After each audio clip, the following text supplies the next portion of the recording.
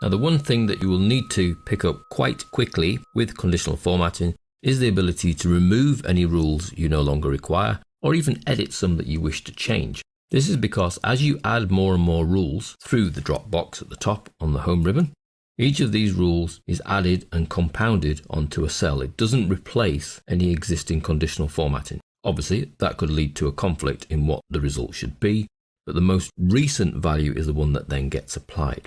How we manage our rules is from the conditional formatting menu on the home ribbon, and we can come down and we have an option to clear the rules.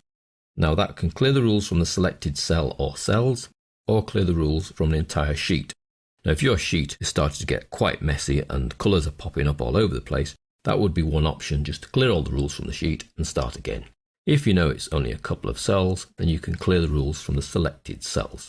Or we can go into Manage Rules. Now in the Manage Rules you have the option for the current selection. Now I'm on that cell there, F4, and there is no conditional formatting on F4. But I could choose to expand to this worksheet, and it then shows me that there's two sets of conditional formatting.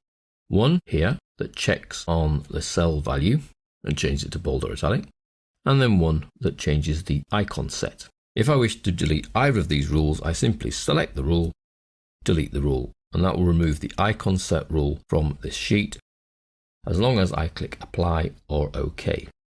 If I click Cancel, the rule will actually not be removed. If I click Apply, the rule is removed and you can see all the icon sets disappear. If the other cell rule I want to edit, I can double click or click Edit Rule. It will take me into the same place. And you can see that this will format only those cells where the cell value is between I3 and I4 by making it bold and italic. Well, I could change that formatting.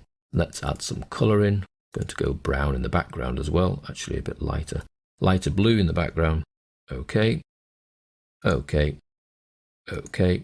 And you can see that the cell that effectively is affected by those formatting rules has gone with a light blue background. Now the option I had up here when managing those rules, you could see that that only refers to C4. So only C4 is having this rule applied to it.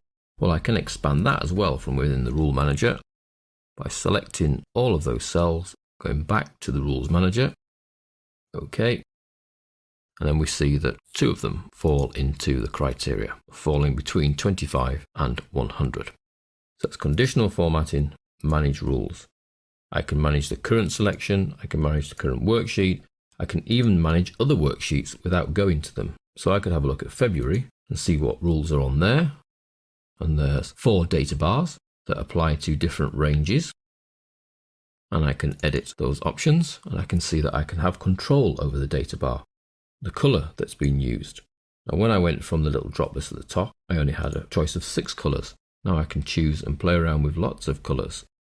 So I could change the colour there from a solid to a gradient fill. I could change the border. It currently has no border. Let's add a border in a sort of dark yellow colour. And then OK. Brings me back to the Sheet Feb Editing Rule Manager, and I can see that the bar looks different. When I then click OK, I would have to move to that sheet to see have any effect, and I can see there the purple bars. So I don't need to be in the sheet with the rule to manage that rule.